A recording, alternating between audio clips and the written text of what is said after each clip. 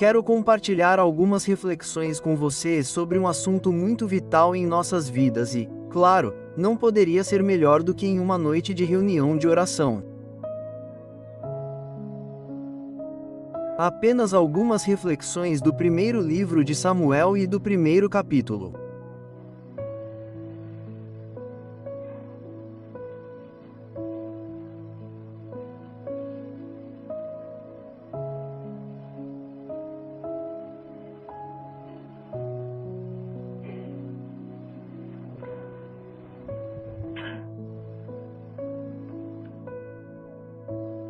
Uma das muitas coisas surpreendentes que penso na história americana é que os Estados Unidos deram origem a algumas das religiões mais terríveis. A ciência cristã, os cacres.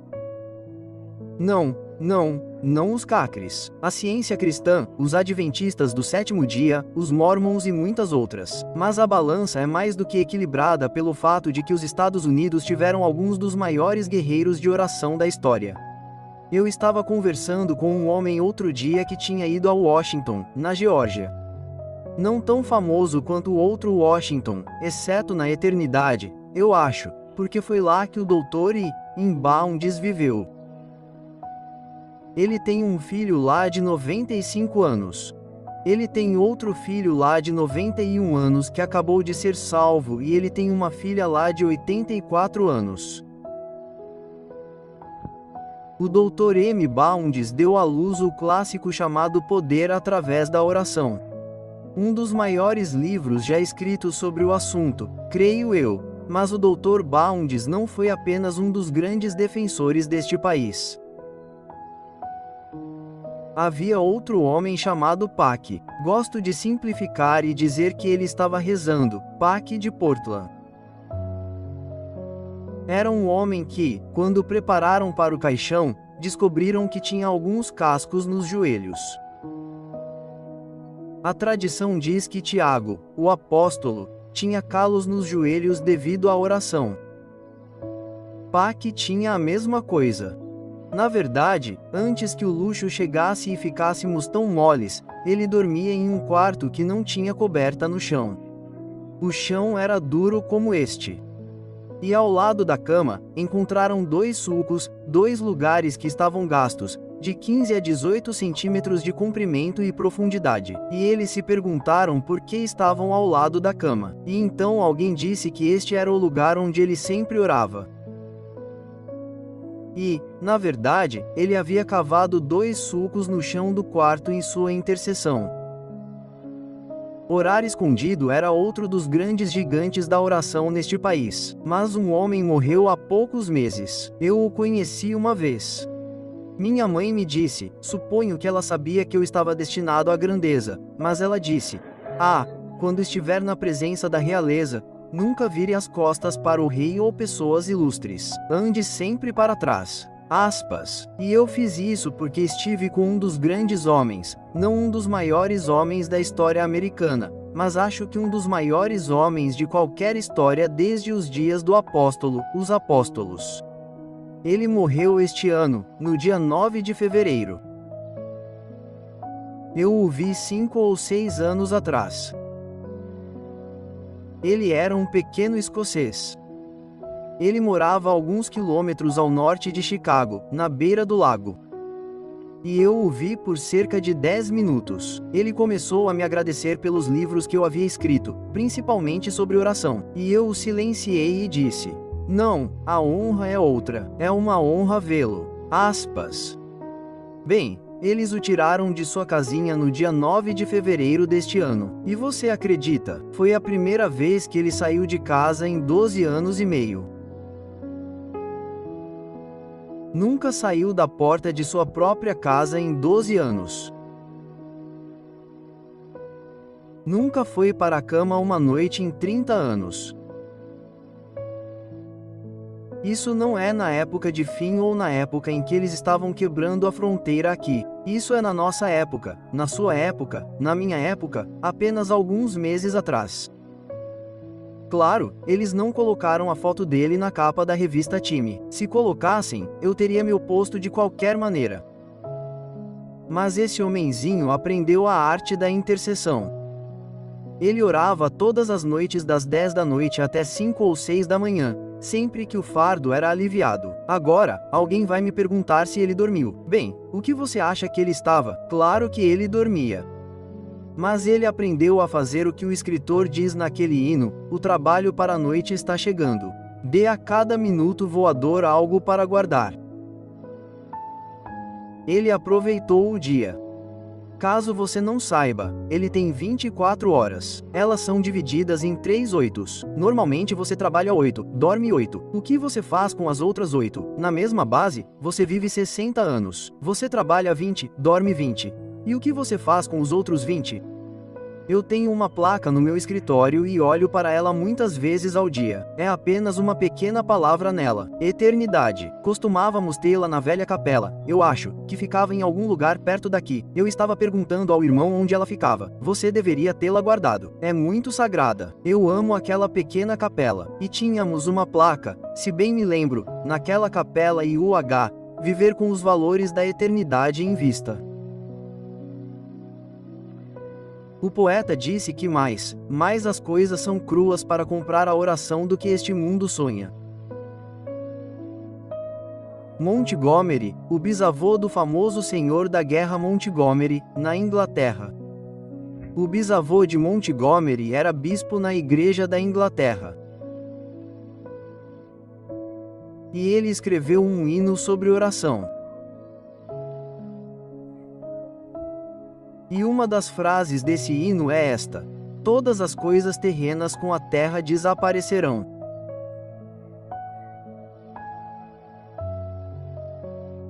Essa oração alcança a eternidade.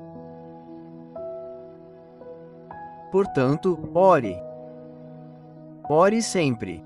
Já disse isso muitas vezes e isso me colocou em apuros, mas ainda vou dizer de qualquer maneira. Tenho certeza de que nenhum homem, não importa o tamanho de sua igreja, não importa quantos livros ele tenha escrito, o quão longe ele tenha viajado, não acredito que qualquer homem ou mulher seja maior do que sua vida de oração. Se você aprendeu essa lição quando era jovem, vocês, os mais jovens, sabem, ninguém pode impressionar a Deus. Já pensou nisso?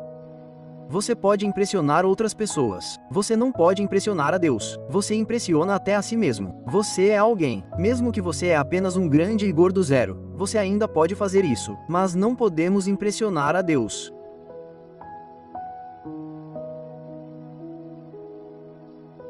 Eu queria ter aprendido isso anos atrás.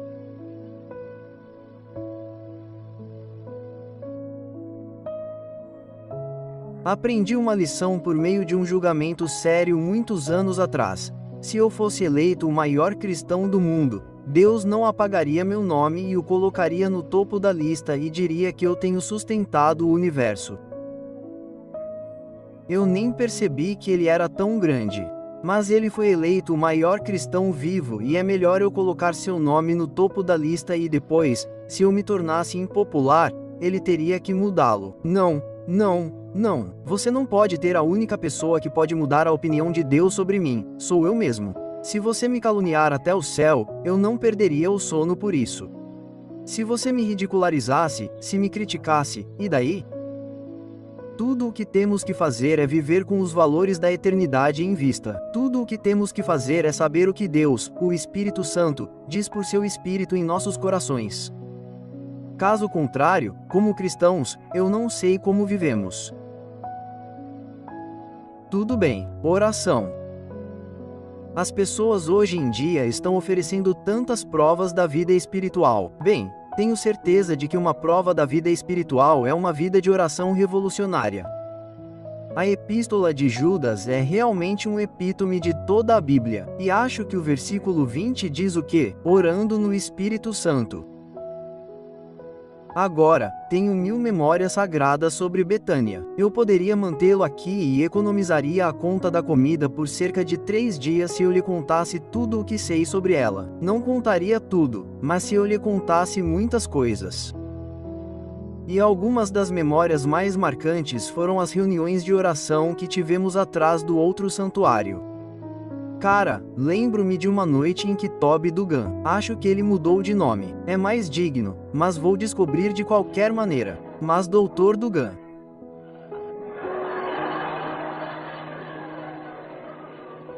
Lembro-me de uma noite em que ele se levantou como um mar poderoso até que quase fiquei enjoado. Cantamos e batemos palmas. Mãos, e você sabe que os luteranos não faziam esse tipo de coisa naquela época. Mas de qualquer forma, fomos realmente abençoados e eu lembro que um sujeito, Bruce Robinson, estava tentando escalar o muro. Ele não conseguia sair de nenhuma outra forma. E você sabe, pessoas em todo o país me falaram sobre aquelas reuniões de oração naquele estacionamento nos fundos, no santuário. E eu passei algumas das melhores horas da minha vida, não com grandes pregadores. Eu preguei com eles, pregando em algumas das maiores igrejas do mundo, mas elas não deixam muitas lembranças. Mas eu nunca oro com pessoas que realmente oram no Espírito. O que a palavra de Deus fala novamente sobre orar no Espírito Santo? Um dos escritores disse: eu sempre faço minhas orações, mas eu oro alguma vez? Como o garotinho que foi à igreja com seu pai. Seu pai abaixou a cabeça, fez isso, e o garotinho disse: o que você disse? Disse: cale a boca. Porque ele consegue se lembrar, não importa o Senhor, ele não conseguia se lembrar sobre o que orava. Era apenas um hábito, um modo de vida. Tudo bem, deixe-me falar sobre esta oração. Para mim, esta oração tem todos os elementos da oração de intercessão. A oração ocorre de muitas maneiras, em muitos níveis. Neste momento, ainda há um homem maravilhoso neste país. Ele veio para Bethany, acho que o conheci em Bethany, chamado Bach Singh. Ele está no país agora mesmo, em algum lugar. Lembro-me de perguntar a ele sobre os cultos que eles tinham no dia do Senhor e ele olhou diretamente para mim. Ele disse: bem, irmão M, temos um tempo real de bênção aos domingos. Eu disse: acho que sim. Bem, ele disse: as primeiras 3 horas do culto. O quê? Nas primeiras 3 horas do culto, nós dedicamos louvor, adoração, ação de graças e adoração. Nós nos divertimos muito. E nas segundas 3 horas, sim, dedicamos a oração, intercessão e súplica.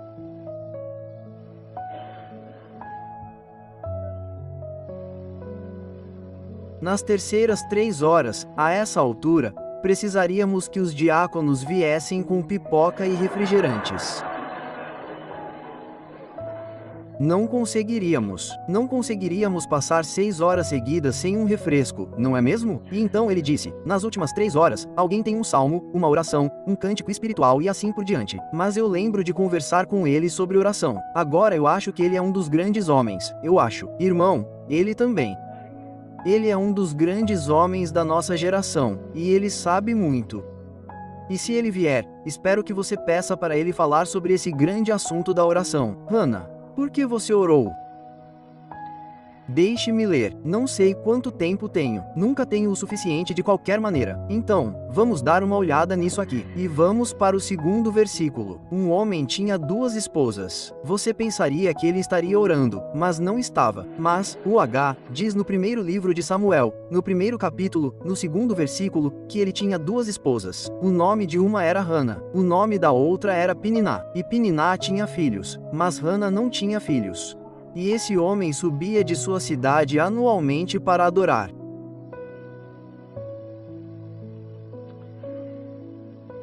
Vamos para o versículo 6. Seu adversário, isso é sobre Hemer, seu adversário provocou sua espada para fazê-la se preocupar. Se você notar essas 2 palavras, ela foi provocada e se preocupou no versículo seguinte. Como ele fazia ano após ano, vamos entrar na história por 1 minuto e dizer o seguinte. Por que essa mulher ora? Leia o capítulo você mesmo e entenda todos os ingredientes. Ela é uma mulher de oração. Ela é uma mulher que chora. Ela é uma mulher que jejua. Ela é uma mulher em trabalho de parto. Ela é uma mulher de coração partido. Ela é uma mulher amargurada. Bem, todos esses são ingredientes de uma oração apaixonada. E ela orou pela simples razão de ser uma mulher estéril. Sua irmã tinha filhos. Ela não tinha filhos. Um dia ela chegou ao fim da vida. Estou convencida disso. Discorde se quiser, mas estou convencida disso. Deus não ouve orações. Ele ouve orações desesperadas.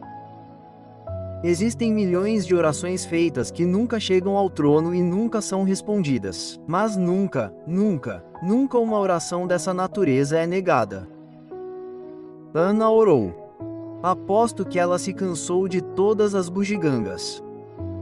Ela se cansou de comer, beber, ser feliz e dividir o máximo de tempo com o marido, ganhar as roupas mais bonitas e todas essas outras coisas. Chegou um momento em que ela disse: olha, eu não aguento isso. Você encontra a mesma coisa no capítulo 30 de Gênesis, onde Raquel desce um dia e diz ao marido: olha, Jacó, dá-me filhos ou eu morro. Você se lembra daquela frase apaixonada no meio do capítulo 11 de Números? E lembre-se, é perigoso orar. Naquele capítulo, o povo começou a repreender a Deus e dizer: bem, não tivemos nada parecido com o que tínhamos no Egito. Não temos refeições assim. Não temos cebolas como costumávamos ter, carne como costumávamos ter, nada parecido. E Deus diz: tudo bem, você pediu. Onde você vai conseguir? Ele diz: nem por 2 dias, nem por 10 dias, nem por 2 semanas, um mês inteiro. E dizemos às vezes: sabe, nós tivemos até que escorreu pelas nossas orelhas. Você sabe o que Deus diz? Eu darei a você até que escorreu pelas suas narinas. E Moisés, o homem de Deus, disse: olha, eu tenho um povo reclamando. Deus diz: bem, eles reclamam mais comigo do que com vocês. Mas Moisés diz: não deixe esse fardo sobre mim. Se fizer isso, mate-me. Essa é uma oração um pouco desesperada, não é? O povo escocês vai lhe contar várias e várias vezes sobre seu maravilhoso reformador. Ele era um pregador estrondoso. Ele foi um dos maiores homens que já viverão. Acho que foi John Knox. E você se lembra que ele chegou ao ponto do desespero quando tudo estava estagnado. E não foi Maria, a sangrenta Maria, que disse: temo as orações daquele homem mais do que todos os exércitos em marcha.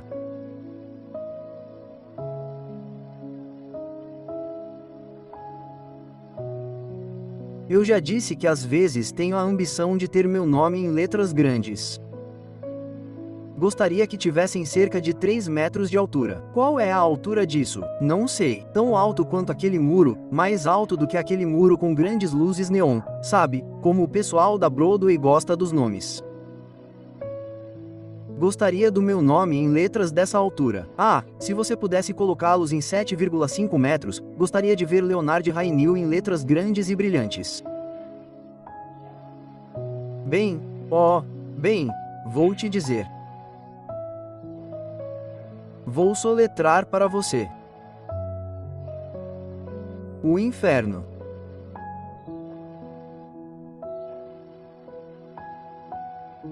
Porque se você vai ser um pregador ou um missionário, se não for conhecido no inferno, bem, não acho que você valha muita coisa de qualquer maneira. Alguns demônios um dia atacaram um pregador. Na verdade, eles espancaram alguns pregadores. E você se lembra que finalmente um deles se virou e disse: olha, Jesus nós conhecemos e Paulo nós conhecemos. Acho que essa é a maior coisa que invejo no apóstolo Paulo. Não que ele ressuscitou os mortos, não que ele expulsou demônios. Todo mundo está expulsando. Você vai a algumas reuniões, tem dor de cabeça, tem um demônio. Se você espirra, tem cerca de 50. Você sabe que o diabo não se importa nem um pouco com o tempo que perseguimos demônios, contanto que não batamos no diabo. Jesus, nós sabemos, e Paulo, nós sabemos. Você se lembra de João? Um dia, quando ele chega ao fim da fila, ele diz: olha, eu não quero viver se Deus não soprar na minha nação. Eu não quero viver. Me dê um uísque, eu morro para mim. Isso é oração, não o tempo que você ora. Embora às vezes pensemos que tudo o que precisamos fazer é enviar um telegrama de 5 palavras para o céu e toda a eternidade operará para nós. Esqueça, isso não é verdade.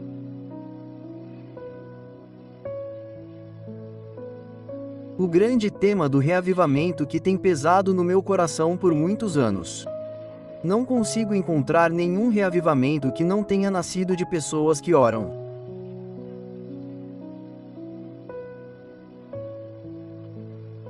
Ana orou. Seu adversário a provocava ano após ano.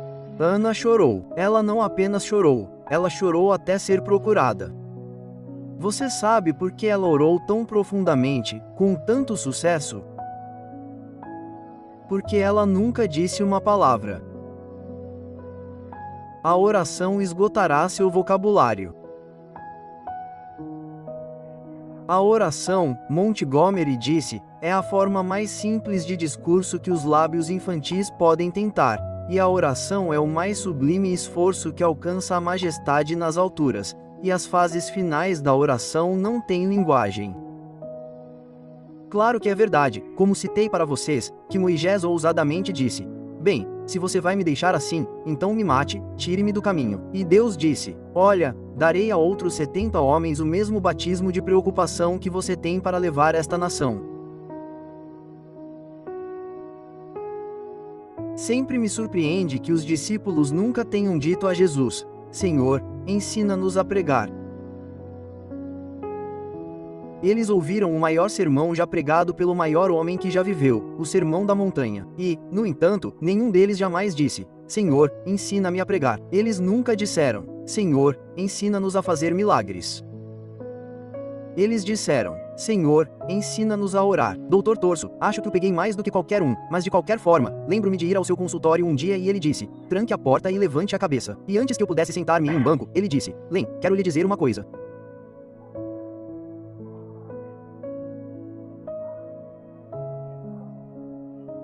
Não há muitos cristãos vivos que olharão a Deus diretamente nos olhos no tribunal e serão capazes de dizer a Ele: terminei a obra que me deste para fazer.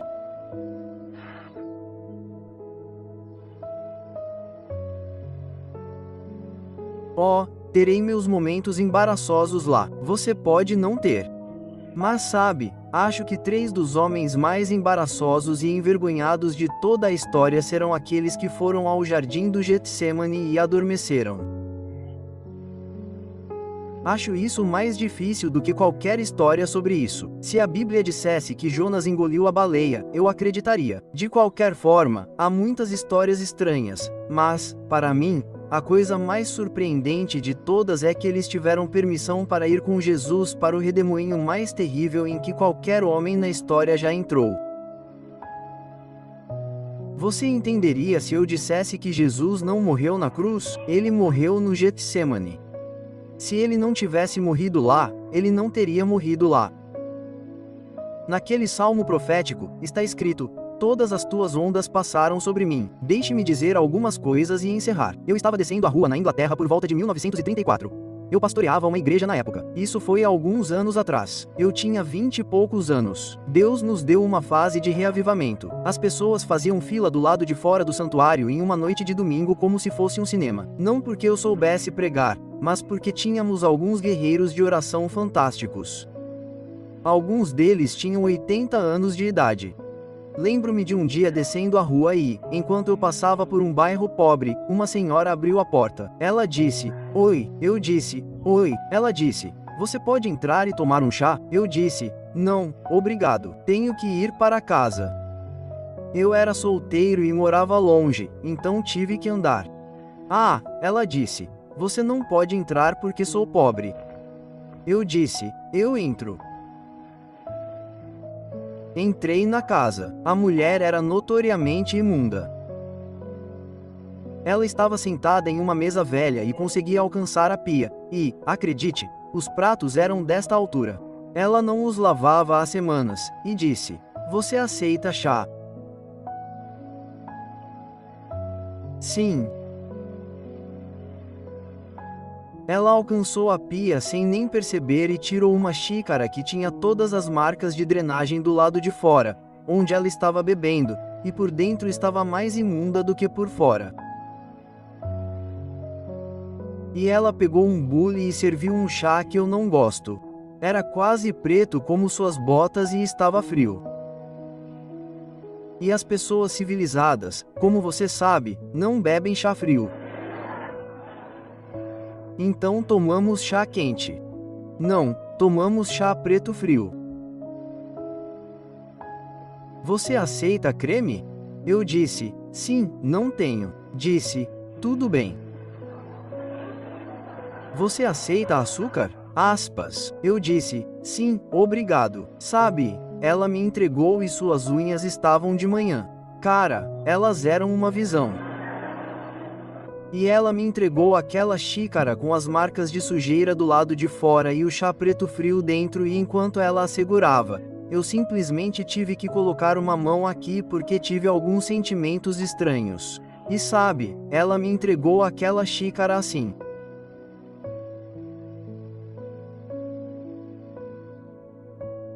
Minha mente voltou 2000 anos para o homem que acabei de mencionar no Getsemane. O homem mais puro e santo. Se você colocar a santidade de todos os santos de todas as eras, ainda seríamos deficientes. O homem mais santo que já viveu.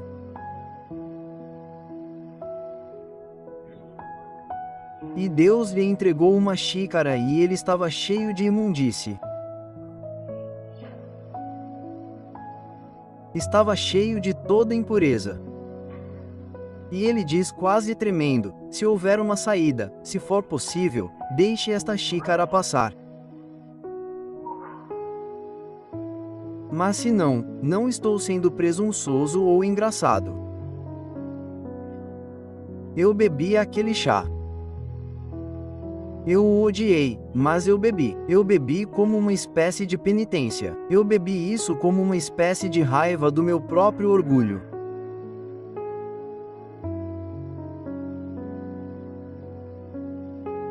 Não é incrível que naquela hora crítica, quando eles tinham recebido tudo das mãos de Jesus, eles não tinham nada para lhe dar naquela hora crítica. E ele veio e eles estavam dormindo, e ele veio e eles estavam dormindo, e ele veio e eles estavam dormindo, e ele disse: tudo bem, a chance se foi.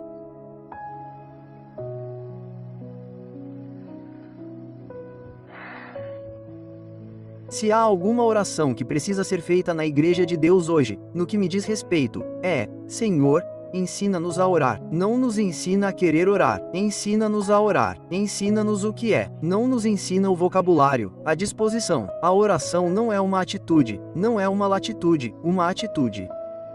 A oração não é uma posição, seja ajoelhado ou virado para o leste.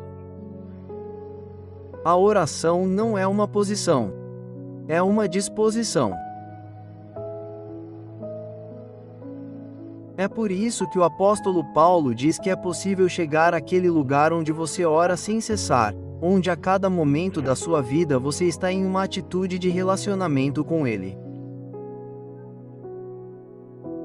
Não por algo que você quer, para que de alguma forma Deus possa voltar e respirar. Veja, a resposta para a América hoje à noite não está na Casa Branca. Esqueça, a resposta para a América está na casa de Deus. Cada pedaço de papel que chega à minha mesa hoje em dia, eu o recebo dos confins da terra. Todo mundo recebe seu nome de alguma forma e todos me enviam literatura sobre reavivamento e como obtê-lo, e nenhum deles está a 1 milhão de milhas de distância, no que me diz respeito. E você sabe o que todos eles citaram? Estava bem no meio da revista Decision no dia 4 de julho. Lembre-se disso, bem ali naquela pintura fabulosa e linda que estava lá, está a nota de rodapé de um grupo de pregadores, de Billy Graham a quem é quem, que se reuniram em cerca de 3 semanas para orar em Dallas. E tudo tem uma marca. 2 Crônicas 7:14 da manhã. Se o meu povo que se chama pelo meu nome, não acredito que isso seja um segredo para o reavivamento hoje. Isso coloca toda a responsabilidade nos bancos. A responsabilidade pelo reavivamento, no meu julgamento, é essa, e eu nunca vou me afastar disso, porque veja, 2 Crônicas 7:14 da manhã não tem nada a ver com os pregadores, não tem nenhuma marcação de tempo, mas quando você chega em Joel 1:13 da manhã, Joel 9:13 da noite, Joel 3:13 da manhã, e o que você encontra? Nenhuma menção ao banco, está tudo no púlpito, que os sacerdotes chorem entre o altar e o batente da porta, que eles dilacerem seus corações, que eles clamem, que eles uivem.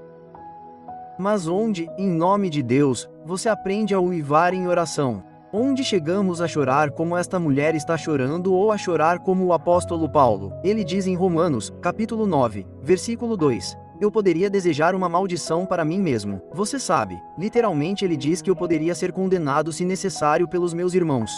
Madame Gon diz que ela chegou ao ponto em que ela poderia. Eu nunca orei por isso. Talvez você tenha. Não.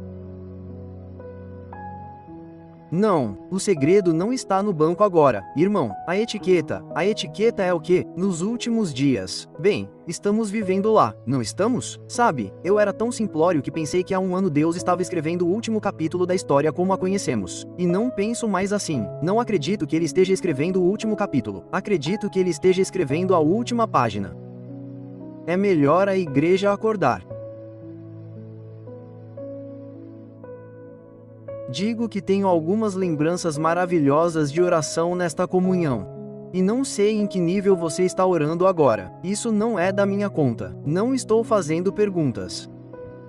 Mas estou dizendo que terá que haver um novo nascimento de reavivamento antes que haja qualquer novo nascimento na nação.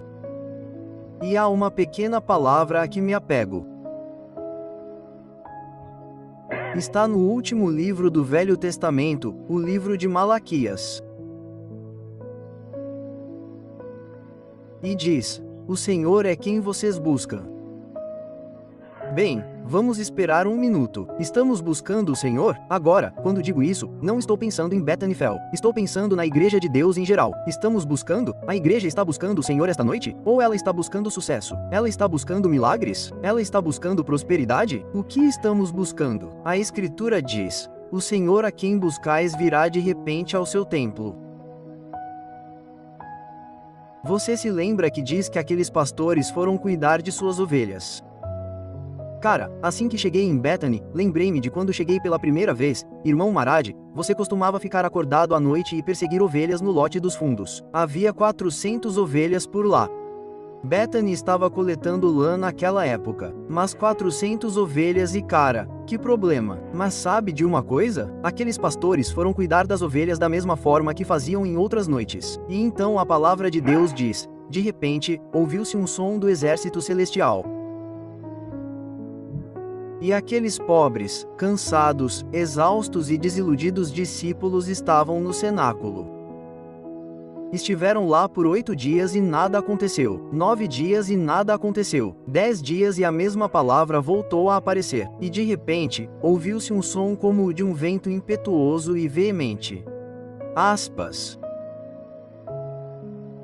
E eu penso em um dos grandes eventos da história. Era uma quarta-feira. Era o dia 13 de agosto de 1727. O relógio avançava lentamente, implacavelmente, tic-taqueando, tic-taqueando, tic-taqueando. E assim que os ponteiros marcaram 11 horas, de repente o Espírito de Deus desceu sobre um grupo de pessoas em Rendhut, na Alemanha.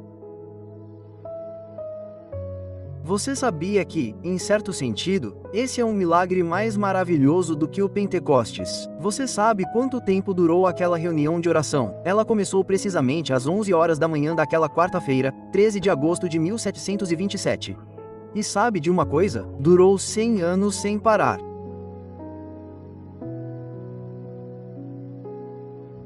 Aquela sala de oração nunca ficou vazia por 100 anos.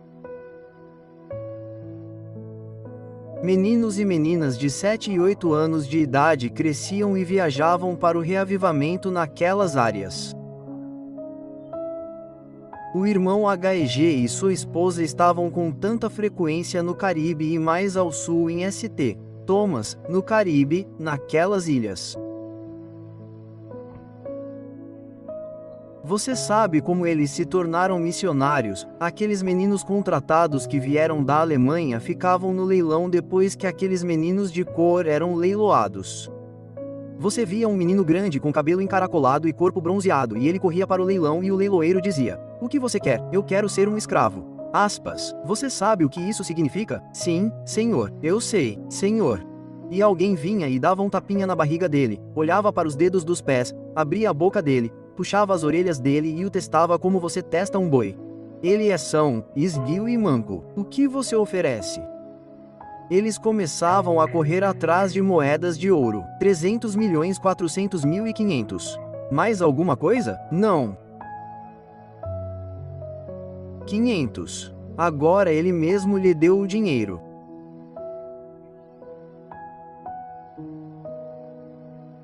Eles colocaram aquelas moedas de ouro nas mãos daquele jovem, e ele as levava ao seu pastor e dizia: mande-as de volta para a Alemanha para pagar a feira para que outro rapaz venha se juntar a nós. E eles tinham uma lei não escrita. A lei não escrita era quando ele chegava lá no campo. Eles não usavam bois para arar. Eles usavam homens. Eles colocavam um cinto em volta da cintura. Eles colocavam uma coleira de ferro em volta do pescoço. E essa coleira de ferro esfregava até o pescoço deles infeccionar. Mas havia uma lei não escrita. Eles a passavam adiante quando iam para os campos de escravos. Veja, você fica no meio. Você terá 2 garotos negros de um lado e 2 do outro. Não os deixe colocar isso porque você não pode testemunhar sobre o cara que sempre fica no meio.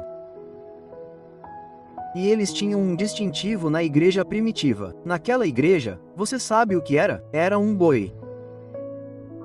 E ficava entre um arado e um altar. E embaixo do arado estava escrito serviço. E embaixo do altar estava escrito sacrifício. E no meio estava escrito pronto para qualquer um. Agora, tenho rapazes no campo missionário e sei um pouco do que estou falando. Mas você sabe que é algo relativamente recente com certos grupos. Se você fosse ao campo missionário, sabe o que eles faziam? Tiravam todos os dentes ruins, tiravam seu apêndice e tudo, e davam a você uma passagem só de ida. Você não voltava. Bem difícil.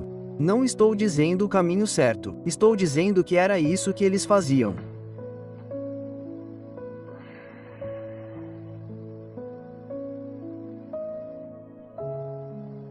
A oração não é exatamente, mas é quase o maior privilégio humano que temos. Todas as coisas terrenas com a terra orarão com atraso. Você julga seu temperamento espiritual. Vou lhe dizer como julgar sua temperatura espiritual. O quanto você ama orar. Lembro-me da época em que os caras costumavam sair aqui à noite, ir para o quintal, ficar debaixo das árvores e ir a todos os lugares para orar. Lembra disso?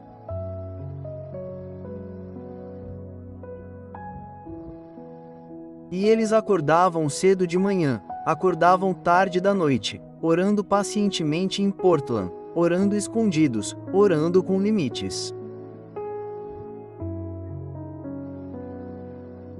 Meu velho amigo que morreu este ano, seria bom se alguém tomasse o lugar dele. Não saia por aí dizendo, como as pessoas dizem, bem, eu me decidi, vou orar 4 horas por dia depois disso. Aspas, por que você não decide que vai correr as Olimpíadas amanhã? Há muitas chances. Você não muda da noite para o dia. Nós nos aproximamos disso. Nós fortalecemos nossos músculos cada vez mais no lugar da oração. Você chega ao ponto em que prefere suar. Você prefere chorar na presença dele do que rir na presença de qualquer outra pessoa. Você prefere que Deus sussurre um segredo em seu coração que o parta. Alguém lhe deu os prêmios que todo o mundo cobiça. Acho que nunca vou a uma reunião de oração. Senhor, eu faço uma oração simples entre outras e é: Senhor, ensina-nos a orar.